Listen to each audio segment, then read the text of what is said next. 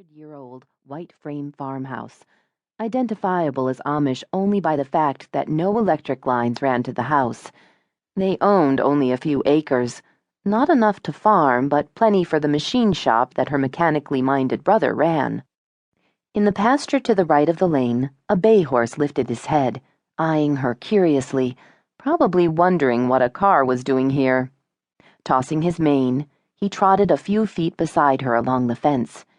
If Gracie were awake, she would point out the horsey, something that up until now Gracie had seen only in her picture books.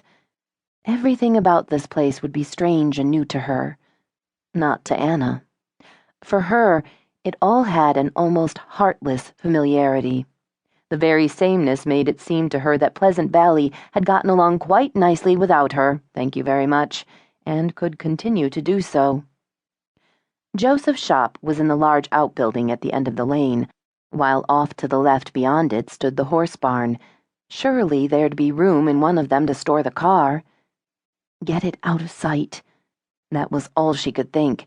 Get the car out of sight, and then they'd be safe. Maybe she ought to drive straight to the shop. She could park behind it, if nothing else. As if it had read her mind, the car gave one last sputter, a cough, and died, just short of the house. "No, don't do this," she muttered.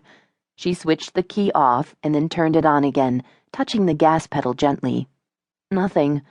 The car seemed to sink down on its wheels, like a horse sagging into clean straw after a hard day's work. She pounded the steering wheel with the heel of her hand. Still, at least she was here. Joseph would help her, wouldn't he? He'd always had a tender spot for his baby sister. Mindful that Gracie still slept, Anna slid out of the car, leaving the door open for air, and straightened, groaning a little.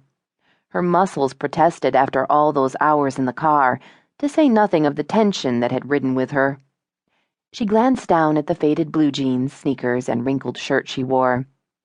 It might be less harrowing for Joseph and Myra if she'd arrived in conventional Amish clothes, but she'd certainly have drawn attention to herself driving a car that way. Not giving herself time to think about their reaction, she walked quickly to the back door. She knocked on the screen door, paused, and then knocked again, louder. Nothing. The inner door was closed. Odd on a pleasant September day. She opened the screen door, tried the knob, and the realization seeped into her.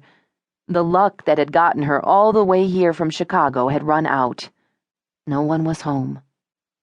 She stood on the back step, biting her lip, frowning at the car. The dark blue compact, liberally streaked with rust, had been her friend Janie's, and now it was hers, the only car she'd ever owned. Pete knew it well. Too well.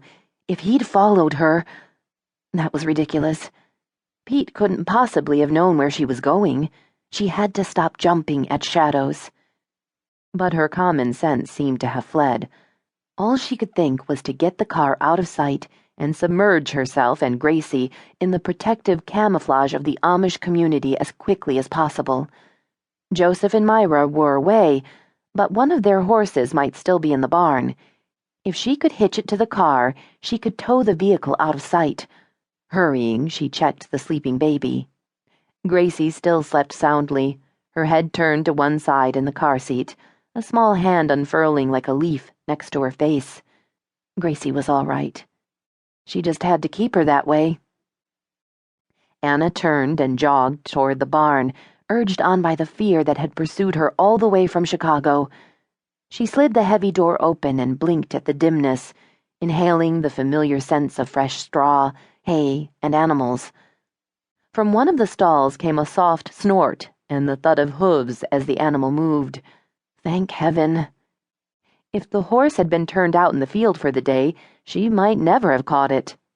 The bay mare came willingly to her, nosing over the stall boards. It was Myra's buggy horse, most likely.